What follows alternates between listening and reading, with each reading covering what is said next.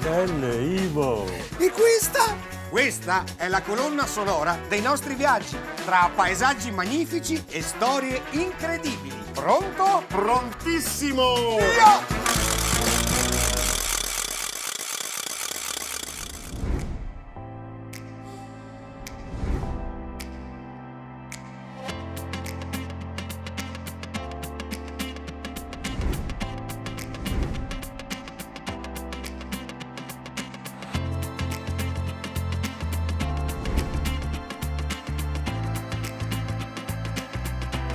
Ivo Gallo! Dimmela, Marcassa! Sei contento? Contentissimo! Oggi ancor di più. Perché racconteremo la città in cui siamo cresciuti, San Donà! E lo faremo proprio in riva al grande fiume, il nostro fiume, il Piave. Andiamo! Via!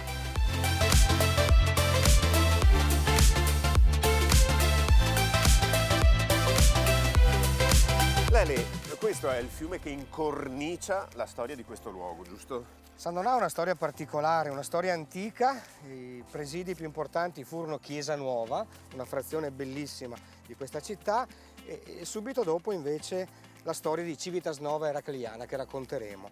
Nel Medioevo la comunità si attesta a Mussetta, che oggi è un quartiere molto grande. In realtà deriva da Mussa, cioè una piccola collina dove era possibile l'edificazione delle strutture per viverci, quindi dei casoni da pesca o anche per cacciare o per raccogliere il legname. E in quella motta o Mussa, e quindi collina, venne costruito addirittura un castello, il castello di Mussa, sotto il controllo del comune di Treviso. Arrivarono financo gli Ezelini e poi c'è un periodo un po' vuoto della storia, finché verso la fine del 1400 due nobili di Venezia, due famiglie molto importanti, patrizie, i Trevisan e i Marcello, acquistano tutta questa terra. Quindi era diventata una gigantesca proprietà privata, tanto da chiamarsi Gastaldia di San Donato presso la Piave. L'obiettivo di Venezia era quello di raccogliere fondi che poi sarebbero servite alle grandi diversioni dei fiumi, quindi deviare il flusso dei fiumi alpini affinché la laguna non venisse interrata. La laguna era il presidio di difesa più importante della città, quindi il Piave verrà poi tagliato, così come il Brenta, così come i fiumi allontanati proprio dal cuore della città, che è la laguna veneta. E quindi è una storia legata a doppio filo al sacrificio, allo sforzo, alla tenacia degli abitanti di questo luogo. Oggi è una città fiorente che supera i 42.000 abitanti, ricca di servizi, ricca di bellezze come queste anse pazzesche del fiume Piave, ricca di sport e di cultura. Andiamo alla scoperta di San Donà di Piave. Andiamo! Ma quante ne sai? Ma quante ne sai? Ho sempre avuto passione.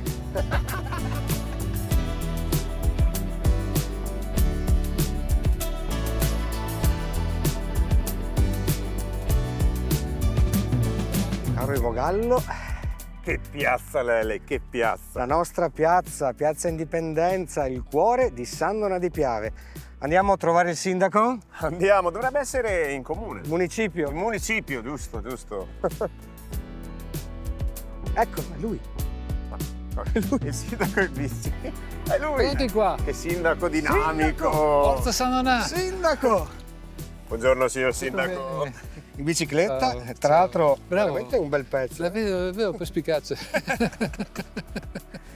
Sindaco, siamo arrivati a San Donà. Sì, benvenuti. Prima volta, immagino. Sì. Noi siamo qua perché abbiamo questo desiderio di raccontare la nostra città in cui siamo cresciuti. Cosa ci consigli di vedere all'inizio di questa nostra piccola avventura? Ma il luogo dove chi si pone la domanda ma di chi si tutti belli? Può trovare risposta, che è il museo. Perché il museo ha proprio questa funzione, cioè raccontare un po' da dove veniamo, come siamo arrivati fino a qui. Tra l'altro l'abbiamo anche ristrutturato di recente e quindi merita sicuramente una visita. E poi, sapendo che voi aveste una rubrica enogastronomica, una cosa un po' particolare, c'è un tema di cui si parla poco ed è la povertà alimentare. Allora c'è una bellissima realtà, iniziativa, frutto del volontariato e della generosità di molti sandonatesi, che è la mensa solidale, con l'emporio solidale per aiutare chi è in difficoltà, e di questi tempi sicuramente ce n'è una grande necessità. Cosa ti porterai via con te nei prossimi anni, dopo 10 anni di amministrazione? Intanto le penne, spero, perché diciamo in questi anni non ci è mancato niente. Abbiamo sfiorato 2 alluvioni, 18 e 19, più una pandemia, una cosa inimmaginabile a livello mondiale, più una guerra. Sicuramente un'esperienza dal punto di vista dei rapporti umani e delle relazioni unica, irripetibile, che mi ha molto arricchito, e quindi il privilegio e l'onore di essere stato sindaco di San Donà e di esserlo sino alla fine del mandato, e di aver cercato di mettercela tutta, di fare del mio meglio proprio per lo sviluppo di questa città che ha grandissime potenzialità. Se il sindaco e Ivo sono d'accordo, facciamo una passeggiata qui nel centro di San Donà. Andiamo? Andiamo. Andiamo. Caro sindaco, questo è il corso principale di San Donà, intitolato al mitico Silvio Trentin. È un anno particolare, ma il decennio che stiamo affrontando per San Donà è particolare, perché si susseguono i centenari di questa città rinata dopo la guerra. L'inaugurazione è avvenuta con il ricordo della guerra 15-18 che ha distrutto San Donà, e quindi non c'è un edificio a San Donà che abbia più di 102 anni. E tra l'altro proprio pochi mesi fa abbiamo ricordato i 100 anni del Ponte della Vittoria, e tra poco, esattamente il 3 giugno, scadranno i 100 anni del municipio, quindi della sede municipale di San Donà, che sono i 2 luoghi simbolo. La chiesa arrivò un po' dopo, i salesiani arrivarono un po' dopo. Insomma, è sicuramente un periodo che ci porta a ritornare alla memoria di questo centro che quindi è una sorta di città contemporanea, non perché sia un vezzo, ma perché è stata la guerra e in qualche modo la storia a deciderlo. Ivo, Io volevo dire una cosa magari che non è tanto istituzionale al sindaco, perché volevo ringraziarlo perché il sindaco è stato il mio capo scout e io sono così anche grazie a lui. Questa è seria, una volta che dico una cosa seria, anche grazie a lui. Quindi non è istituzionale, quindi lo abbraccio. Grazie Andrea, grazie Andrea. ragazzi, siamo pronti per affrontare questo viaggio in quella che è la capitale non solo della bonifica, ma di tutto il Basso Piave, la città di San Donà. Grazie sindaco. Grazie Lele, A presto. grazie Ivo. Andiamo. Buon lavoro.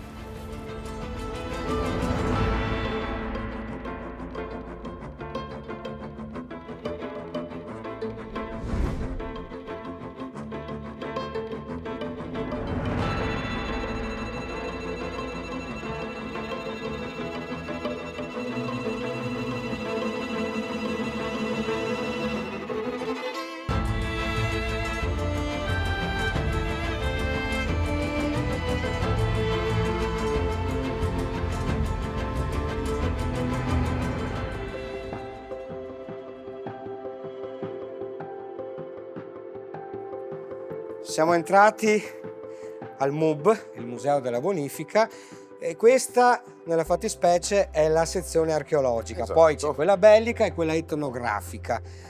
A me questa interessa davvero in maniera Lo particolare. so, ti conosco. Peraltro il museo da poco tempo si è ampliato, rinnovato, e attraverso i finanziamenti del progetto 2021 Interreg Walk of Peace è stata creata un'applicazione per telefonino e tablet che permette di godere della realtà aumentata. Sostanzialmente, inquadrando un codice che c'è vicino a un'opera esposta, si sentono voci, suoni, si anima la stessa opera. Bellissimo. Forte, allora vado a scaricarmela gratuitamente, ma soprattutto a provarla. Io vado verso Civitas Nova Eracleiana. A dopo.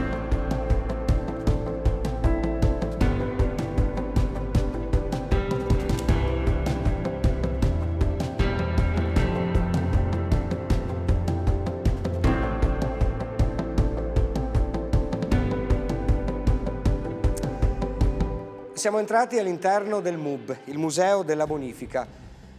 l'area museale più importante della città di San Donà di Piave, divisa in varie sezioni. All'interno di questo spazio si racconta la storia di questa civiltà, ma soprattutto si racconta tutto ciò che è accaduto dal punto di vista legato alle bonifiche, ma dal punto di vista bellico. È come vivere la storia delle genti che hanno abitato questo grande estuario per centinaia di anni. Come sappiamo, San Donà di Piave ufficialmente nasce come Gastaldia nel XV secolo, ma noi facciamo per un attimo un passo indietro. Andiamo virtualmente a visitare Civitas Nova Eracleiana. Era una grande città situata al confine tra gli attuali comuni di San Donà di Piave e di Eraclea. Una città molto simile alla più grande Venezia. Pensate che in quel luogo c'era una laguna attraversata da canali, tra cui anche un canale principale, una sorta di canal grande. Sul finire del 600 d.C., in questa cattedrale, la chiesa di San Pietro, venne eletto il primo capopopolo di questa enorme comunità, il primo duca, il primo doge, Paoluccio Anafesto. Pochi decenni dopo ci fu la decadenza di questa grande città a causa delle paludi sempre più crescenti, a causa della crescita del morbo della malaria e soprattutto a causa anche delle guerre tra Jesolo, l'antica Jesolo e l'antica appunto Cittànova. Di tutto questo è rimasto poco, ma tantissimi reperti sono contenuti all'interno di questo museo. Guardando dall'alto ancora oggi la frazione di Cittànova ci si rende conto che le macchie che si vedono sui campi disegnano davvero ciò che rimane di una grande città. Quindi possiamo affermare senza dubbio che la Serenissima Repubblica di Venezia nasce proprio qui, a Civitas Nova Eracleiana. Piave, fiume sacro alla patria. Così mi conoscono tutti da ormai più di 100 anni. Ma c'è stato un tempo in cui tutti mi chiamavano la Piave. Proprio così, ero femmina, madre che genera vita. Intorno al mio fluire si sono intrecciate storie d'amore e di morte dalle quali nasce il mio nome. Mi chiamo Plabea, figlia di Anasso, antico nome del Piave. Sono una ninfa ed amo giocare lungo le sponde del fiume, mio padre. Il satiro Caprile si invaghì di me e cominciò ad importunarmi. Per sfuggirgli mi rifugiai su un'altura. Sotto scorreva il fiume.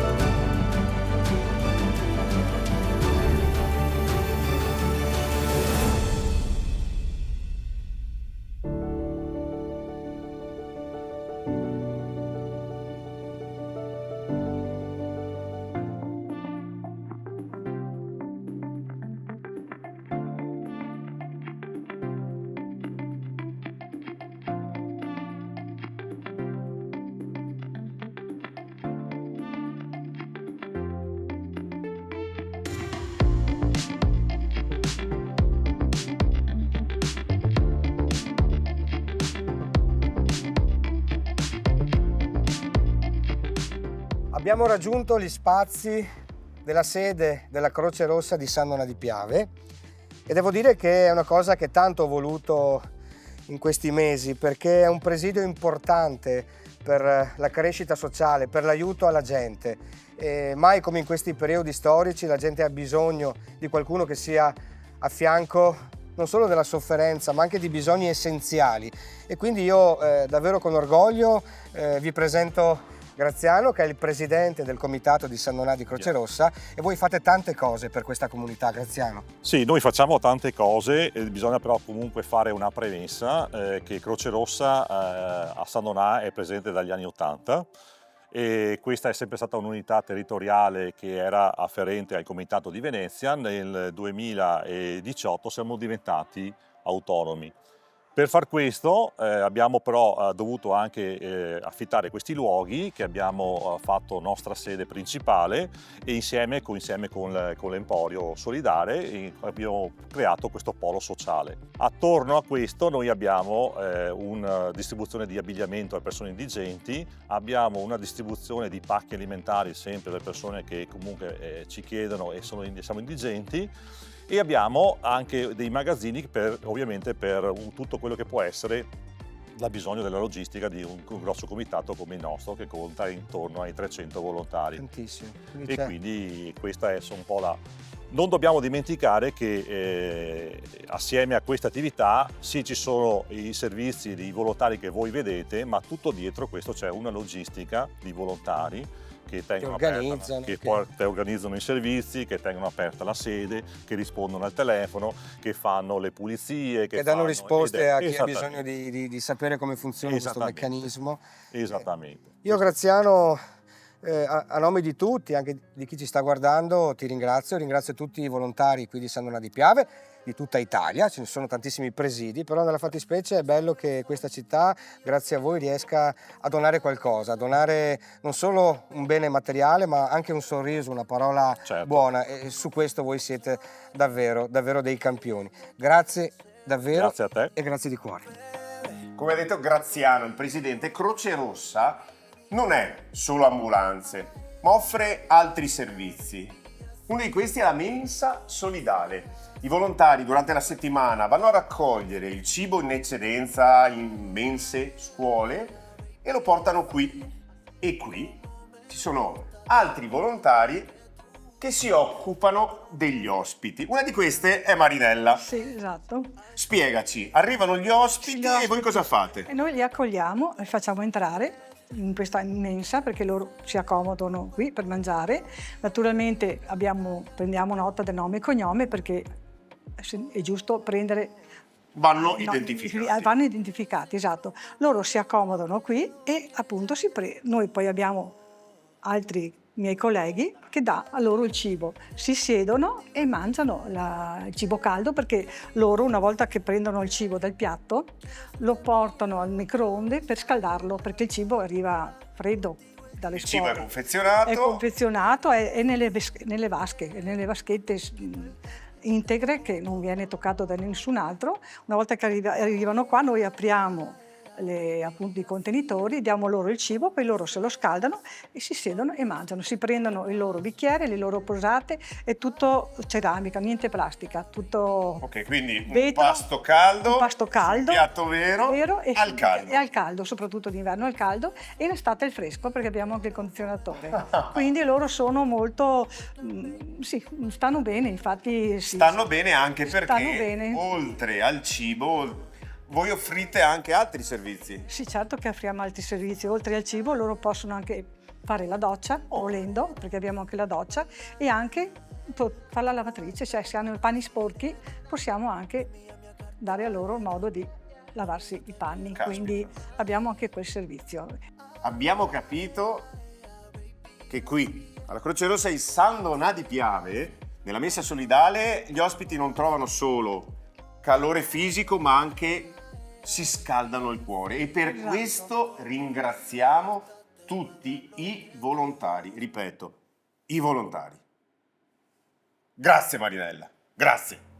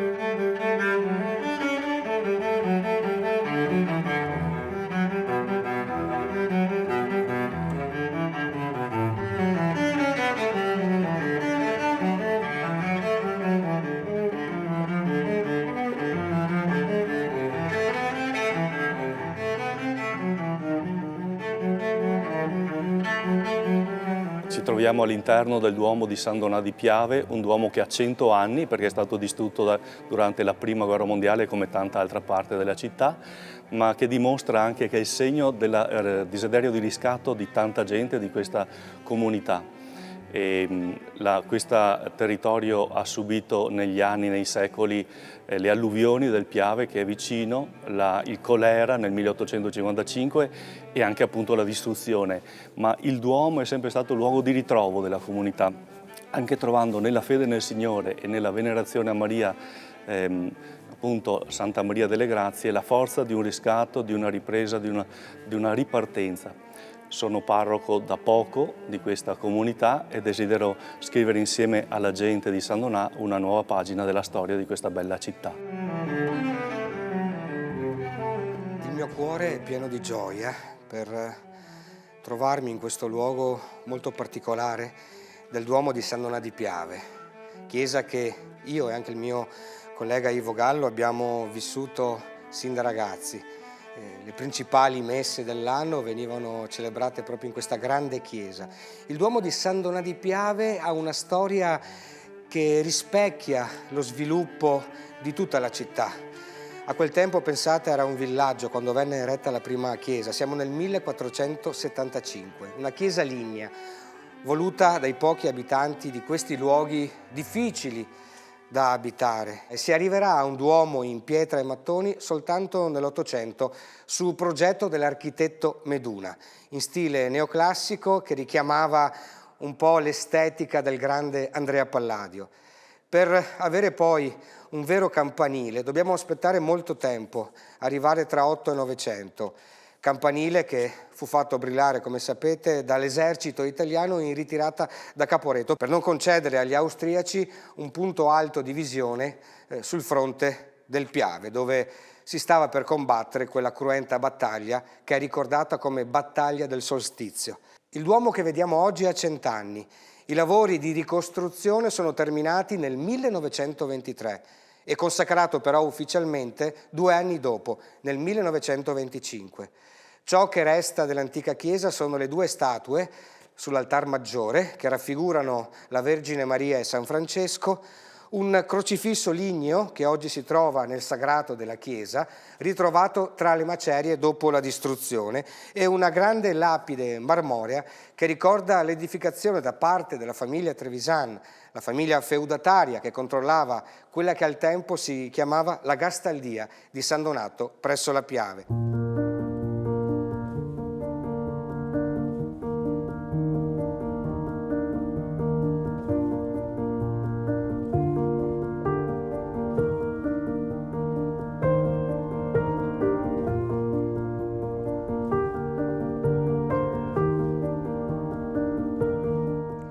Ho raggiunto la cappella dell'Eucarestia a sinistra dell'altar maggiore e devo dire che questa visione mi ha sorpreso per la bellezza, per lo splendore.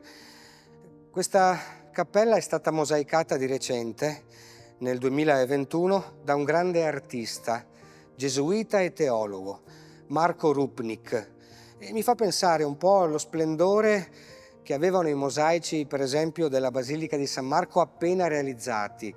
La novità di quest'opera ci restituisce proprio il colore, la brillantezza dell'oro. Alle mie spalle la raffigurazione della famiglia che raccoglie la manna donata dal cielo. Sono seriamente rapito dall'emozione per la bellezza che esso ci regala. E questo che faccio è un invito a visitare il Duomo di San Donà di Piave e soffermarsi davvero su questa cappella dell'Eucarestia che splende, dona luce. È bellissimo perché raffigura il Padre Eterno che tiene sulle gambe l'agnello sacrificato che rappresenta Gesù Cristo. Poi ci sono le 4 icone degli evangelisti. San Marco, che nell'iconografia tradizionale viene rappresentato dal leone, Matteo dall'uomo, San Giovanni dall'aquila e San Luca dal bue. La Vergine Maria e San Giovanni Battista sono ai lati del Signore. E poi ci sono altre figure molto importanti per la storia di questa chiesa. Per esempio i coniugi Beltrame Quattrocchi, il vescovo Longhin, il beato Luigi Acutis e la serva del Signore Lucia Schiavinato. Altre 2 persone sono raffigurate e hanno i paramenti di un medico e di un infermiere, a rappresentare la sofferenza, il coraggio e la lotta contro quella terribile pandemia che tutti abbiamo vissuto, la pandemia di Covid. Questa cappella dell'Eucarestia si fa bella, si fa splendente, si fa dorata e ci ricorda ancora una volta, come è accaduto 100 anni fa, che una comunità da una tragedia può assolutamente, con spirito, con fede, con cuore ed energia, ripartire.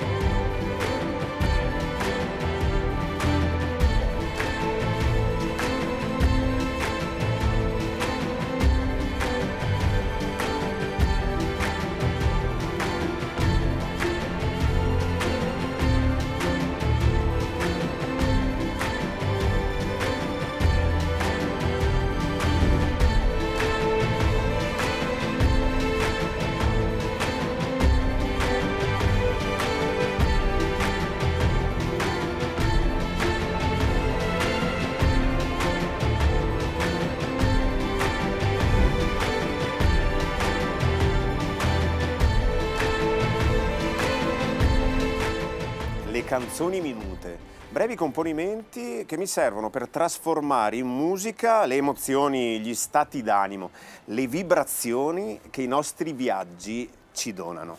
Oggi mi sono immaginato un vecchio uomo che sale sul campanile per avvicinarsi e parlare alla sua bella che non c'è più. Ho la faccia che è sporca di vita e la voglia di sorrisi e lacrime, mescolo il vino con la nostalgia e mi chiedo in fondo se qui si arriva e poi si va.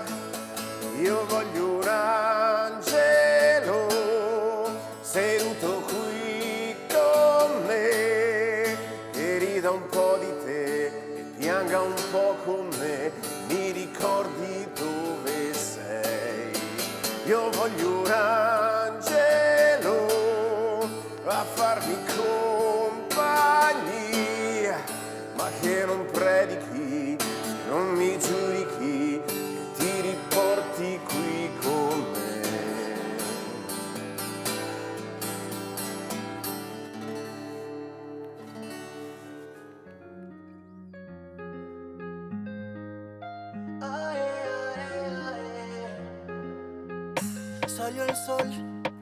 Ivo, Dimmi Lele. guarda dove siamo.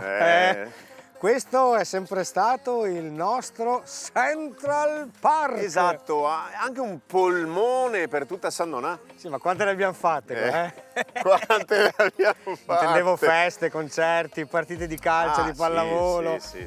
gite in barca, giri con la canoa, di tutto. Di Abbiamo tutto, proprio di più. vissuto. Tantissimo. E ancora oggi è il luogo nella bella stagione più vissuto di San Donà di Piave, perché da qua partono tantissimi percorsi a piedi, si può correre in bicicletta, insomma è un luogo che rinfranca l'animo e anche il corpo. Io adesso incontrerei proprio un grande esperto di quest'area golenale, ma comunque del Piave, che è il ricercatore naturalista Michele Zanetti, che conosciamo molto Ciao, bene. amico. E tu? Invece andrò alla ricerca, come al solito, di un albero che abbia qualcosa da dirmi. E dopo tutto questo ci sarà il grande attore Andrea Pennacchi che ci dirà qualcosa sulla figura di Silvio Trentin, un eroe per questa patria, colui che dà il nome al corso principale di San Donà di Piave. Ci troviamo dopo. Ok, A tra dopo. poco. Ciao. Contigo es diferente y qué rico se siente cuando te quito el top y te toco todo.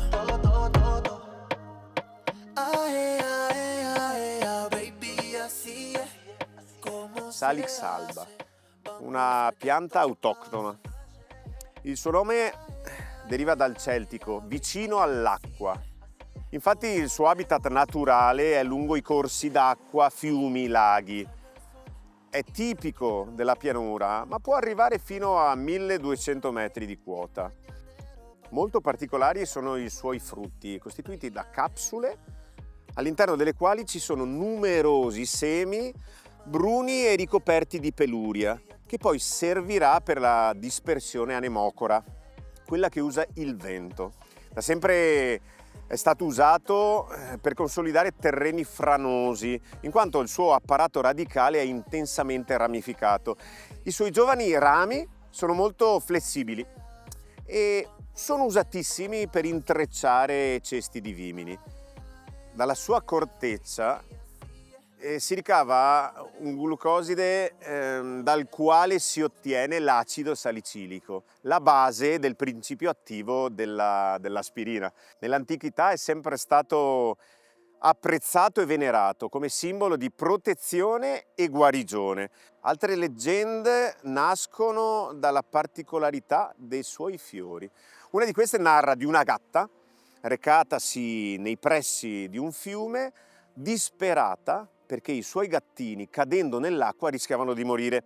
I salici allora, ascoltando il miagolare intenso della mamma gatta, ripiegarono le loro fronde a pelo dell'acqua, in modo che i gattini potessero aggrapparsi con le loro zampine, e così riuscirono a salvarli. Da quel giorno i salici bianchi a primavera si riempiono di gemme ricoperte da peluria, che sembra un po' il pelo di quei micini salvati. Probabilmente per questo detti gattici. È un albero che so di certo che ha molte cose da raccontare. Oggi me le racconterà il suo cugino Salice Piangente. E per questo andrò ad abbracciarlo, perché abbracciare un albero porta fortuna, ma soprattutto ti allunga la vita.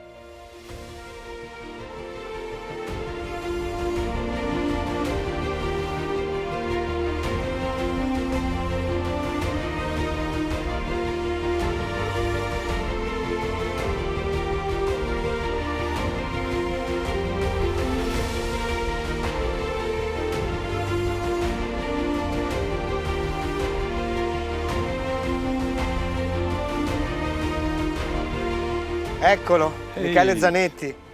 Caro Daniele, Che piacere rivederti. ma è un grande piacere veramente. E poi ci troviamo in un punto importante di questo fiume che è la Piave. Ci troviamo in un luogo decisamente interessante. Pensa che poche centinaia di metri a valle si trova la storica diversione, quindi il fiume si divide in due, un alveo, quello storico, la Piave Vecchia, procede verso la laguna, quello scavato dai veneziani nel 1600 procede invece in direzione di Eraclea. Ma immediatamente a monte, come vedi, c'è il Ponte della Vittoria, quindi siamo in un luogo di grande importanza storica. Il Ponte della Vittoria in qualche modo evoca il collegamento che storicamente si è creato tra le sponde fluviali. Storicamente c'erano i pass, e cioè i traghetti a barca, ma i ponti li hanno sostituiti e il Ponte della Vittoria con i suoi 100 anni è uno dei ponti storici e soprattutto uno dei ponti simbolo del Basso Piave. Ti dicevo della diversione che è importantissima perché i veneziani hanno compiuto con quell'intervento una sorta di impresa ciclopica. Deviare un fiume alpino non è come deviare un fosso di bonifica. Certo. Qui c'è il regime di un fiume che può raggiungere portate di oltre 4.000 metri cubi al secondo da controllare. E se pensiamo che tutto questo è stato fatto alcuni secoli fa con gli strumenti tecnici di quel tempo, l'operazione assume contorni leggendari.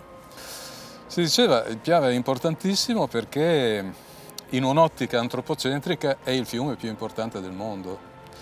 Se tu pensi che è il cordone ombelicale idraulico che collega le Dolomiti, che sono le montagne più belle del mondo, con la laguna di Venezia, La più importante del mondo. non solo, ma il giacimento di storia, di arte, di paesaggio, di natura e di cultura più importante del mondo, il Piave non può che essere definito così.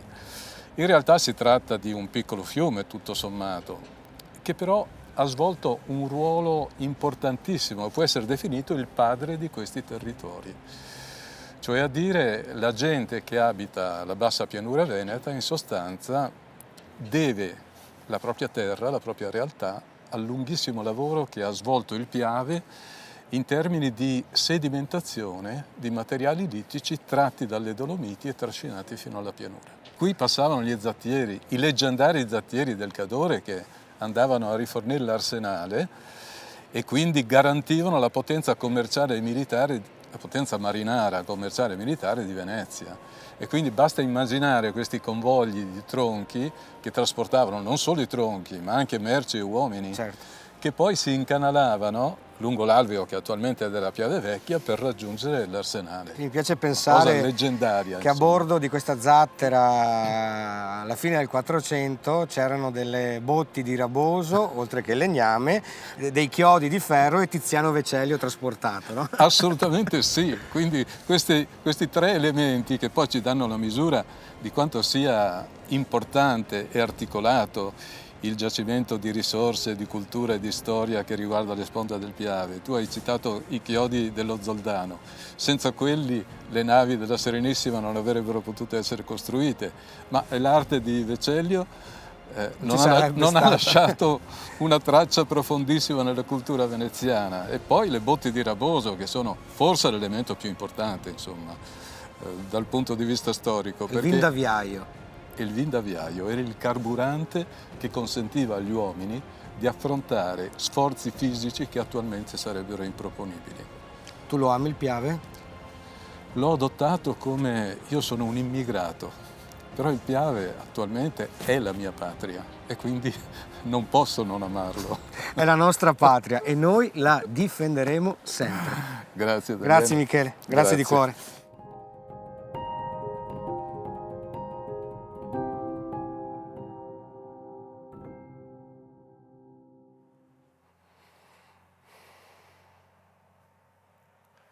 Questa terra, coi suoi canali di acqua verdastra, è la stessa terra che vede Trentin da piccolo.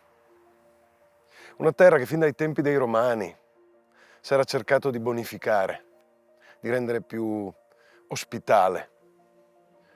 E quando sembrava che ci si fosse riusciti, quando i proprietari terrieri, attraverso l'immane fatica dei contadini, erano riusciti a bonificare parte di questa terra, quando sembrava che si fosse vicini alla bonifica, arriva la Prima Guerra Mondiale, che distrugge tutto. La terra ritorna palude. Ma Trentin, pilota decorato della Prima Guerra Mondiale, che questa terra la conosce fin da piccolo e ne possiede anche dei pezzi, pensa che la guerra in realtà è anche un'occasione per ricostruire e per riflettere sulla bonifica in modo nuovo, un modo che non si basi solo sulla sofferenza di chi lavora, della manodopera, ma anzi ne migliori la vita. E allora gli viene questa idea del convegno, il convegno dal 23 al 25 marzo del 1922. Un convegno che parte regionale, ma in realtà diventa un'occasione nazionale per riflettere sul significato stesso di bonifica. E in quell'occasione Trentin dirà parole alate, un aggettivo quanto mai adeguato.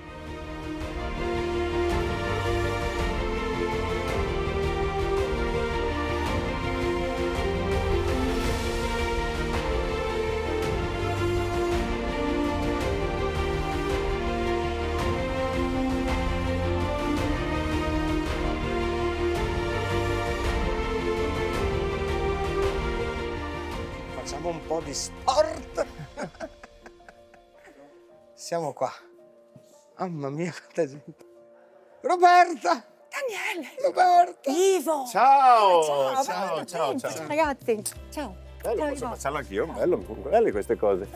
Roberta è stata la mia educatrice da ragazzino, Sì. la mia animatrice. Una vita e mezza fa. E ci ritroviamo in questa ambientazione sportiva molto particolare, molto nuova e soprattutto molto inclusiva. Assolutamente. Di cosa stiamo parlando? Stiamo parlando del basking. Il basking è uno sport nuovo, è uno sport inclusivo. Inclusivo. Che vuol dire? Inclusivo vuol dire che è uno sport dove sia persone con disabilità che persone senza disabilità giocano insieme nella stessa partita, nella stessa squadra. E diciamo che sta prendendo veramente piede qui a San Donà e si sta proprio dilagando perché è uno sport coinvolgente, è uno sport che entusiasma sia i giocatori ma anche il pubblico. Questo è uno sport davvero innovativo perché a ciascuno viene data una sfida in base alle proprie potenzialità e quindi sia la persona che è uno sportivo e che quindi magari arriva dal mondo del basket, che ha giocato per anni a basket, può dimostrare le proprie competenze motorie, ma anche chi non arriva dal mondo del basket e magari è uno sportivo che prima ha fatto sport, che ha fatto calcio, che può aver fatto qualsiasi altra attività, può cimentarsi in questo sport, ma anche ragazzi con disabilità cognitive, con disabilità fisiche, possono valorizzare quelle che sono le proprie competenze, le proprie possibilità, il proprio potenziale, tutti insieme con lo scopo di fare più canestri rispetto alla squadra avversaria. Quindi è uno sport dove c'è agonismo e dove c'è competizione. Perfetto, bellissimo. L'unico modo per capire le regole, che sono abbastanza complicate, è quello di provare. Quindi, ragazzi, quello è lo spogliatoio, ci sono già 2 canotte per voi, andate che io vi aspetto in casa. Andiamo. Ciao. Dai Lele, dai Lele, dai Lele.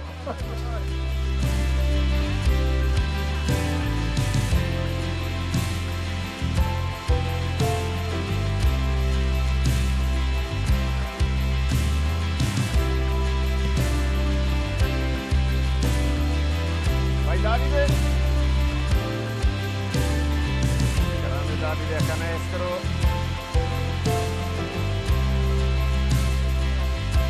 Canestro! Numero 1! Numero 1. Paolo!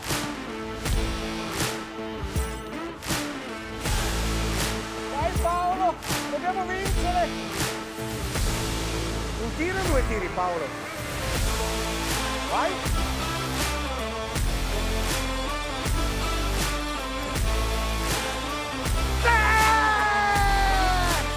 Grande Paolo!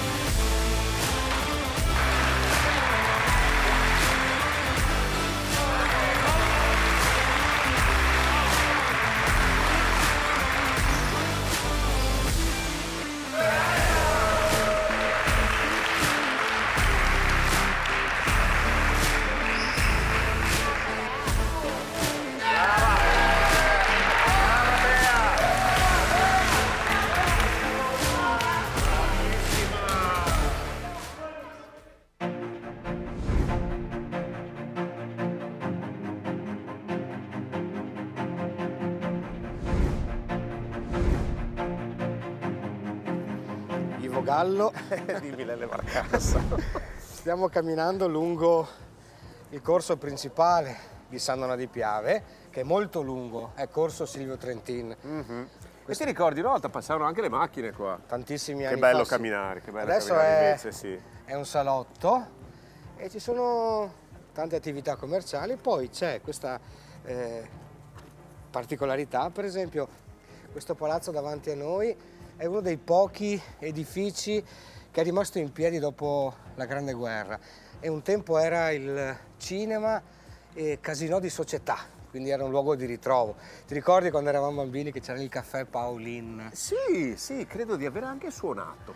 Celeberrimo proprio per la musica dal vivo. Sì, tantissimo jazz, tantissime iniziative, anni fa, però conserva questo fascino, questo tratto del corso, dà quella dimensione cittadina che San Donà si è meritata. Sì. E quindi grandi palazzi, tutti molto ben tenuti, tutti restaurati e questo percorso ci porta verso ovviamente il Duomo di San Donà, dove c'è la famosa curva Cipollini. Ah, sì, sì. In realtà non si chiama, No, però dopo la caduta ci fu un evento legato appunto al Giro d'Italia in cui sì. nella volata finale lungo questo corso cadde proprio in quell'angolo della curva il buon Cipollini, grande campione di ciclismo. San Donà poi col ciclismo ha avuto rapporti pazzeschi, grandi campioni, ricordiamo sì, Moreno Moreno Argentino, Argentino. campione del mondo, insomma. Lo sport non è mai mancato. Il cuore per il rugby di San Donà che ha regalato, pensa, 3 capitani della nazionale. Adriano Fedrigo, Giancarlo Pivetta e Andrea Sgorlon detto Ciro. Io saluto le sorelle Pivetta, le figlie del capitano. Che è ancora in attività perché è l'allenatore della prima squadra. Sì.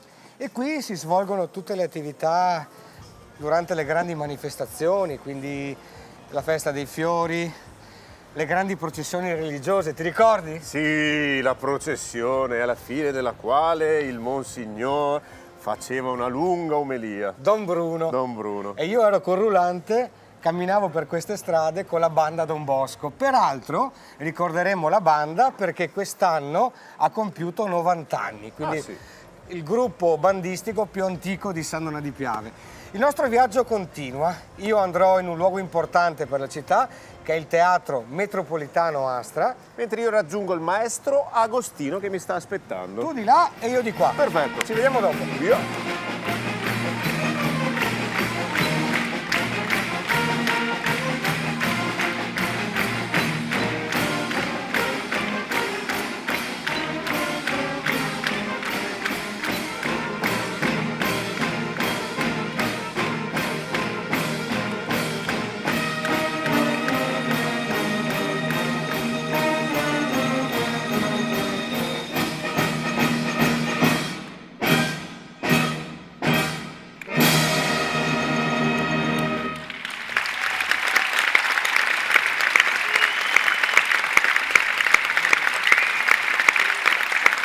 Voglio parlarvi di quelle vostre mani che sono andate sui tronchi nodosi del salice. Non ve ne ho parlato, eravate sempre così di fretta. Un po' ve le ho invidiate, guardavo le vostre unghie, poi le mie cercando qualche somiglianza. Quelle unghie come scaglie di pesce di canale, ben disegnate e lucenti, a volte annerite, ma quando lavate subito vitree o di madreperla. Avete raccolto cani per strada con quelle mani trovati scodinzolanti sul ciglio dove l'asfalto si fa erba, dove la durezza si fa morbidezza. Le vostre mani hanno seminato, preparato la terra mandata in granelli come cenere, tolto dalla terra cesti di patate, magari dalla scorza rossa su terreni friabili come sabbia. Vi hanno visto seminare il grano turco con la vanga, un buchetto piccolo, imprimendo sempre la stessa forza per far scendere la lama ogni volta alla stessa profondità. Stavate attento che sul piccolo seme non ci andasse sopra una zolla troppo grossa. Come facevate a tenere la riga, ad andare dritto? Con uno spago? Quelle vostre mani, sempre segnate anche da un piccolo graffio, hanno anche misurato le botte. Eravate imperioso, vi infiammavate, ma non volgarmente violento. Vi facevate temere. Le vostre mani sono state a funerali, a stringere altre mani o sopra un treno a trovare un amico lontano. Sono state sopra i tetti ad aggiustare comignoli o sopra la stufa d'inverno per far passare l'intorpidimento. Sapete, padre, gli ultimi 30 anni non ho fatto che osservare, guardandomi intorno, considerare e annotare. Ricordate quando salutavate un amico che veniva a trovarvi? Vi fermavate sul posto e alzavate il braccio destro, la mano aperta e ferma, come per sottolineare un momento importante e irripetibile. I nativi americani salutavano così, da persone integre quali erano. Mostravano il palmo della mano, di loro ci si poteva fidare. E poi nel momento del commiato non vi bastava stringere la mano e abbracciare le persone, continuavate a salutarli mentre si allontanavano, seguendoli un po', agitando le braccia insieme e pronunciando quella parola un po' malinconica, ma che nella vostra bocca assumeva un carattere diverso. Addio! Forse stava a Dio il volere se ci rivedremo.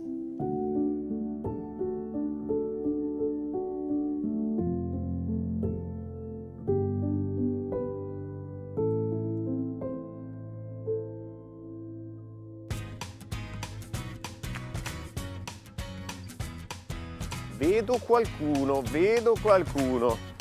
Eccomi qua. Il maestro Agostino, giusto? Mi stai Sono aspettando? io, sì, ciao. Ciao, come mai in questa scuola? Mi hai fatto vedere in questa scuola? È una scuola speciale questa. Questa è stata la mia scuola per 25 anni. Ah, per Io quello ho sei il insegnato- maestro Agostino. Sono il maestro Agostino, sì. E adesso però... Sono in pensione, da 3 anni. Sì. E quindi cosa stai facendo adesso in pensione? Allora, in pensione continuo quello che è sempre stata la mia passione, cioè l'orto. Qui in questa scuola c'è un esempio di orto, però sto lavorando con gli orti che si trovano in tutte le scuole di San Donà, perché faccio parte, pur essendo in pensione, come esperto esterno, di questo progetto che si chiama Orti in Vista.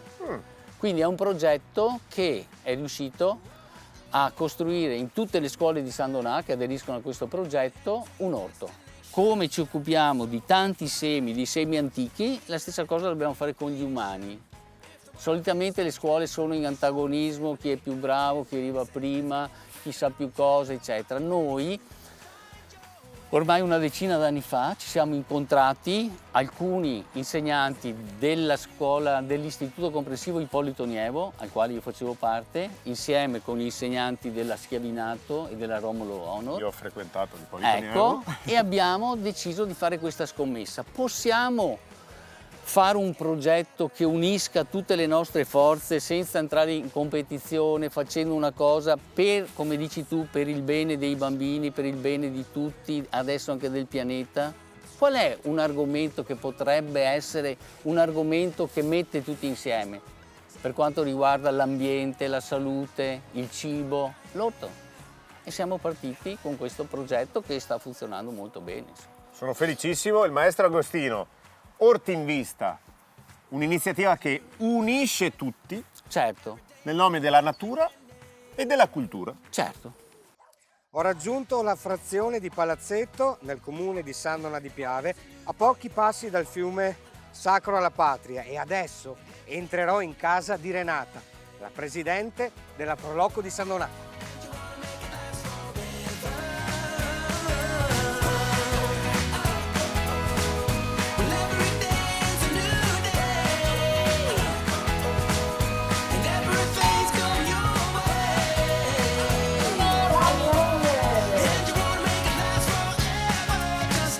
Ma che piacere essere a casa di Renata Mattiuzzo.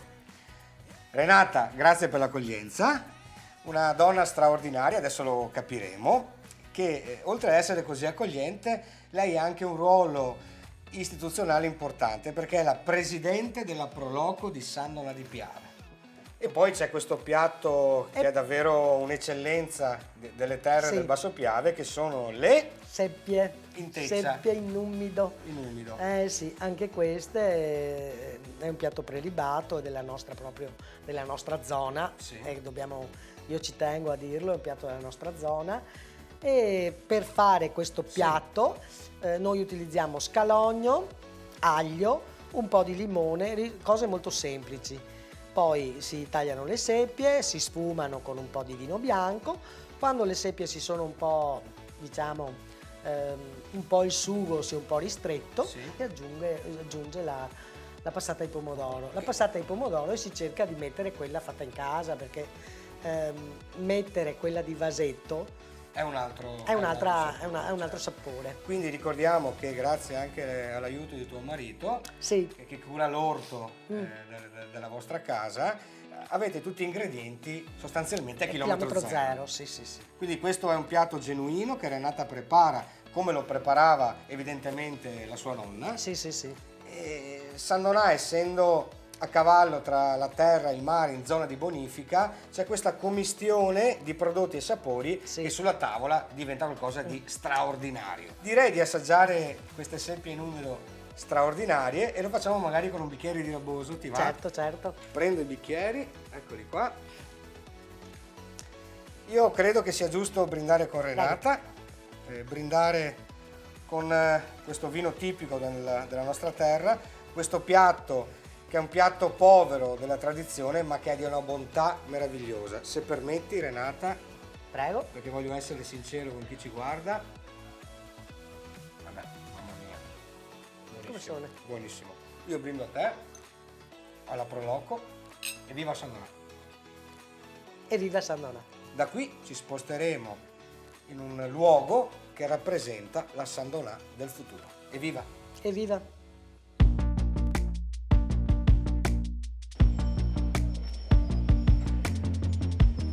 Ho raggiunto questo cantiere, mi appoggio a questo muretto. Qui si sta per chiudere il lavoro della costruzione di una grandissima autostazione, la nuova stazione degli autobus di ATVO, che comunica direttamente anche con la nuovissima stazione dei treni che sta per essere ultimata.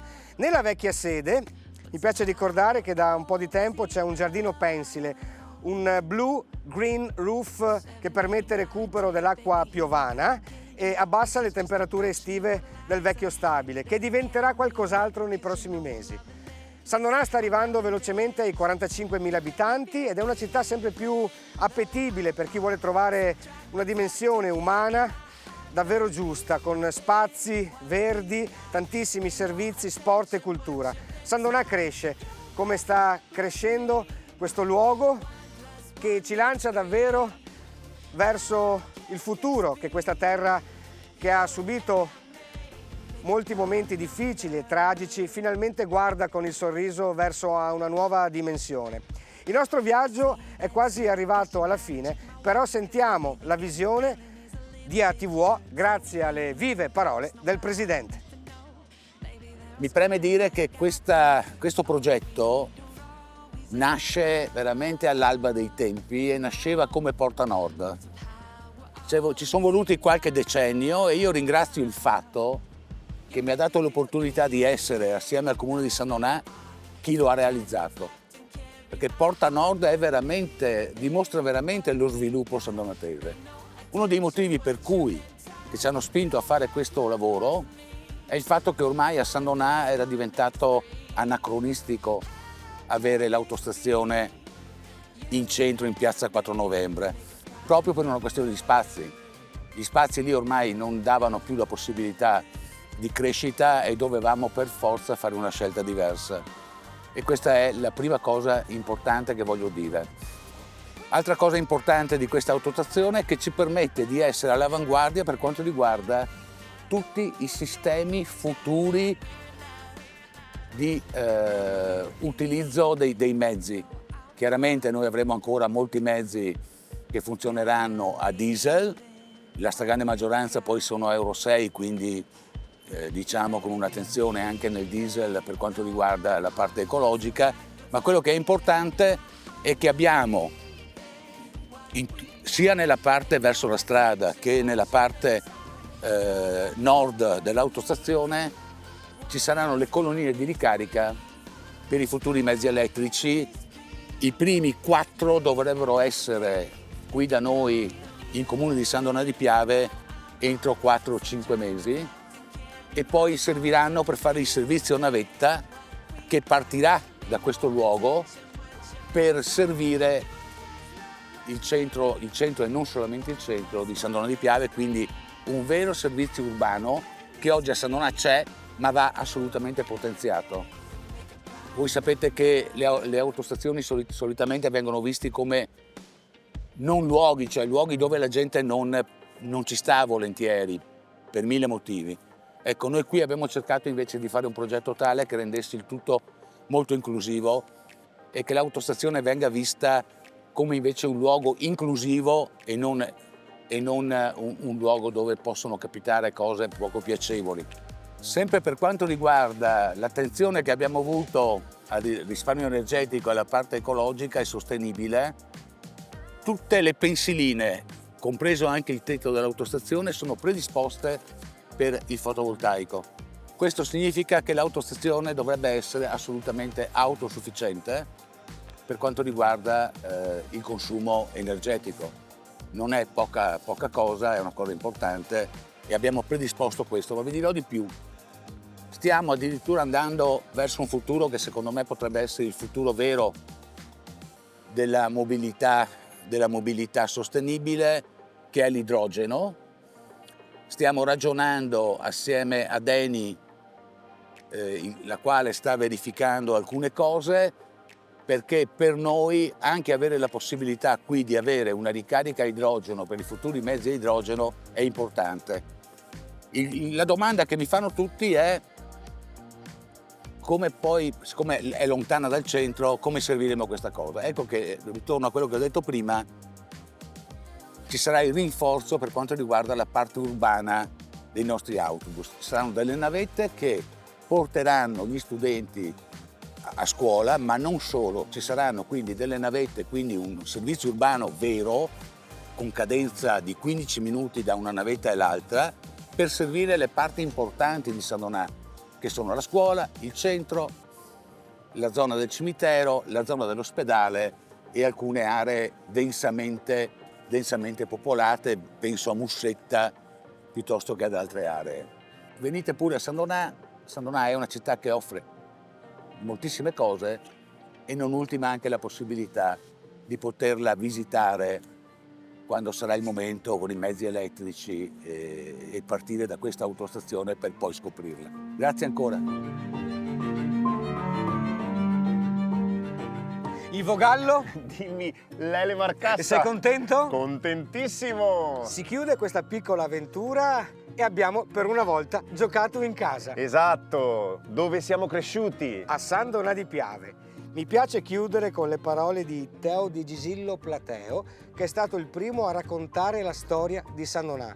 E chiudeva questa pubblicazione, pensate, nel 1904, dicendo: prima del 1866, il forestiero che veniva a San Donà da Venezia o da Treviso, attraversato il Piave col passo a barca antidiluviano, entrava in paese in mezzo a gruppi di indecenti catapecchie di legno annerite dal tempo, spiranti miseria. Ora invece San Donà ha la sua ferrovia, i suoi maestosi ponti sul Piave, una rete di strade rotabili invidiata dai centri maggiori, all'aspetto gaio di cittadina, affaccendata ed allegra, dalle vie interne ampie, dalle case linde, da viali ombrosi, dalle vaste piazze.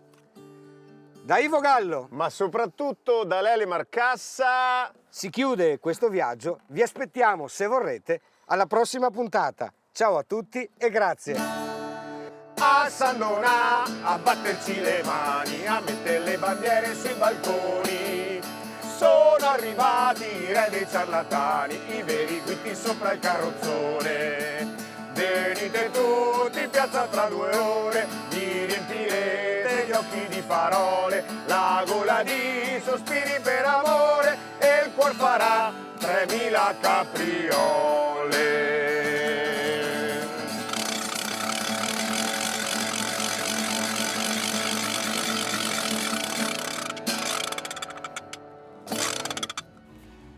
Caro Ivo, dimmi Lele. Noi a chiusura di questa avventura lungo il corso del fiume Piave a San Donà vogliamo salutare davvero di cuore un grande amico. Un compagno di viaggio che è lì su che ci osserva. Ci ha accompagnato in questi anni aiutandoci, collaborando con la nostra produzione con grande professionalità e credo che tutte le prossime avventure ci sarà ancora questa figura così sorridente, così gioviale, così buona. E noi salutiamo una persona a cui vogliamo davvero un infinito bene. Ciao Igor.